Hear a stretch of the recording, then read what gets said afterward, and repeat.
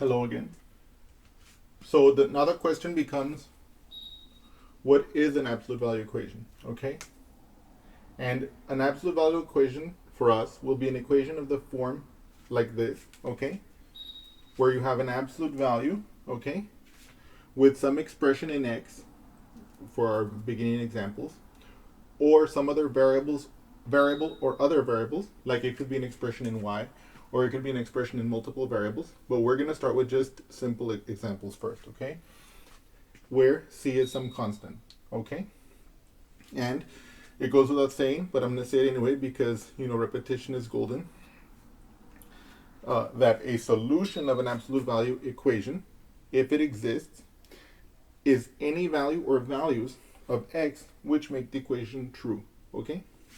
So for example, let me walk you through some examples here. So of course, the simplest case would be something like, let's say, the absolute value of x is equal to 3, okay? We've already seen, for example, that the absolute value of 3 is 3, but so is the absolute value of negative 3. So we can see, this absolute value equation has solutions x equals 3 and x equals negative 3. Okay? Right? And why is this an absolute value equation? Well, it's the absolute value of an expression in x. In this case, what's the simplest expression you can have in x? Just x by itself. Okay?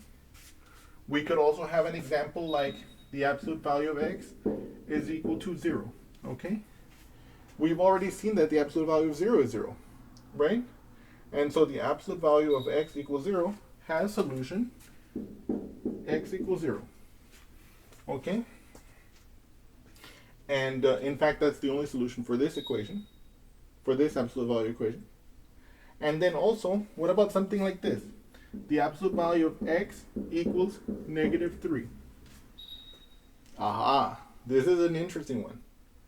What did we say in the previous section? That the absolute value, it represents a distance, so it's always positive or 0.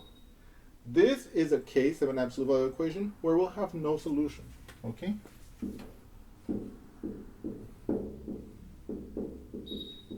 Okay. So basically, what you can expect from absolute value equations is that they'll either have a solution, they'll either have two solutions, one solution, or no solutions. Okay? What does it mean to have no solution? That means that there is no x value which you can replace the x with and have it have an absolute value of negative 3. Okay? Okay.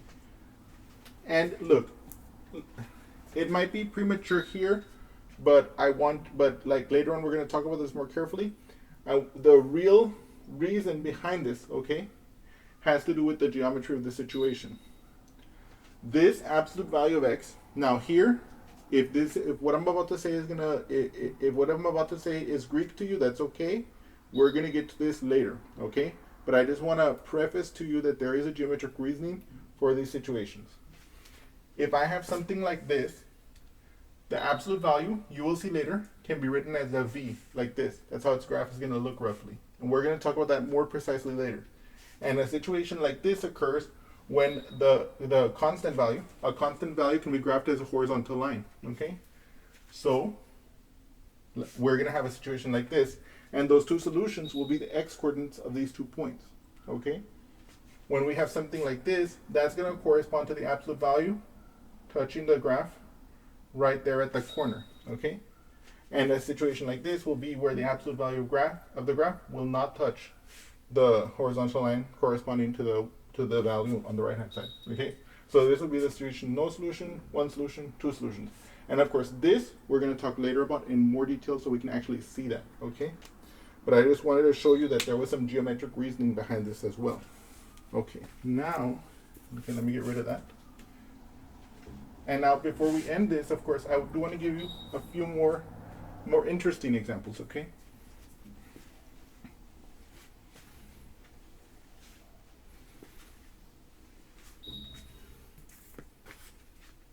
So, for example, we're going to have stuff like this, like 2x plus 3 equals to 5, okay? This is also an absolute value equation because it is the absolute value of an expression in x, and it equals to some constant 5. We're also going to have stuff like this, okay?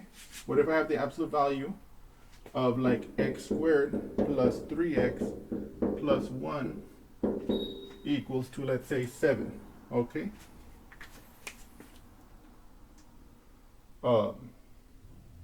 This is also an absolute value equation, okay? And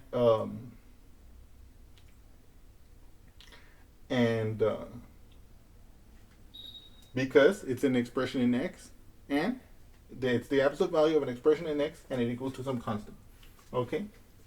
Now, of course, so these are things we're going to talk about later, okay? Because, yeah, these are things we're going to talk about in this section, okay? Something simple like this. This we're going to talk about later, okay? And then let me also, and of course, something we're not going to talk about for a while will be something like this, okay? Something like with multiple variables, like let's say x plus y plus 3 equals 7. This is also an absolute value equation, but for our purposes, we're not going to talk about it, okay? Now, let me also make a brief point. Oh yeah, wait. Let me just do something else here. What we're also going to look at in this section is this.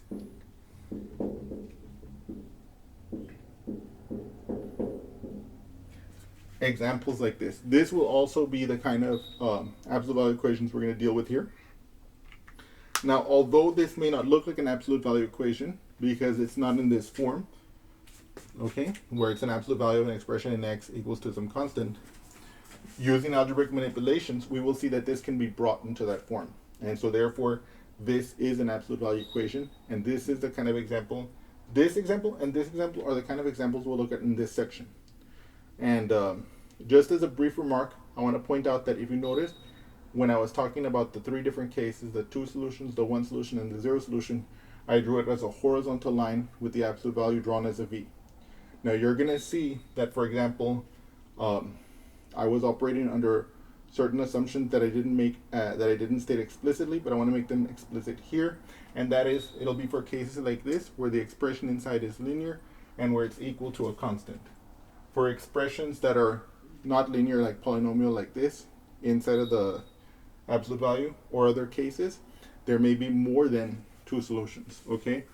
But for the examples we're going to deal with in this section, which are going to be like expressions like this or like this, there's either going to be 2 solutions, 1 solution, or 0 solution, okay? And now, let's get to the meat of the matter, and that is, how do we solve absolute value equations? And yes, let us get started.